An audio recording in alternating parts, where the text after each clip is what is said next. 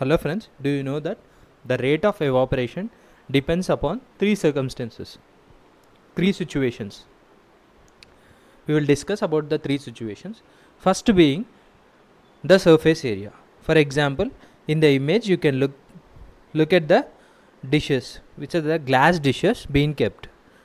One is of 7 centimeters, one is of 6 centimeters, the other one is the 9 centimeters, around 9 centimeters.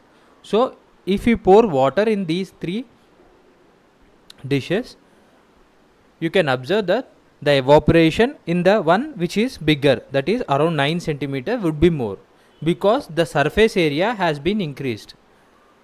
I guess you exactly understood what does it mean by surface area now. The dish with the 9 centimeters has more surface, right? The surface area would be more, so the evaporation would also be more in that. The second one is with respect to evaporation in case of humidity. So what does it mean by humidity? From childhood we might be having an idea that humidity is when the atmosphere is very much hot, but that's not the case. Humidity is when there is more amount of water vapor in the atmosphere. So what happens when there is more humidity? If the water vapor present in the atmosphere is more, and at the same time we'll be getting sweating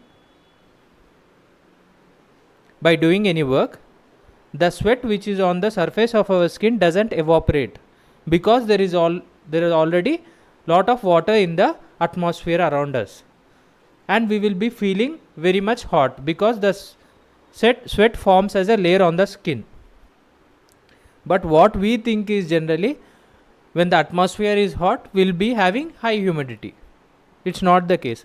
This is the reason when there is a rainfall, and after certain time, because of the rainfall, small water, tiny particles of water vapor would be present in the atmosphere. So we will be feeling more humid during the after the rainfall generally. And in the places of when there is ocean or a river present, even the places have high humidity. So with respect, coming to the topic with respect to evaporation in case of humidity, when the humidity is high, means when the water vapor present in the atmosphere is high, generally the evaporation will be low. I guess you can understand it. The same applies to after the rainfall. If we dry the clothes also, the humidity would be high, so the evaporation will also be low. The last one is the evaporation with respect to the wind speed.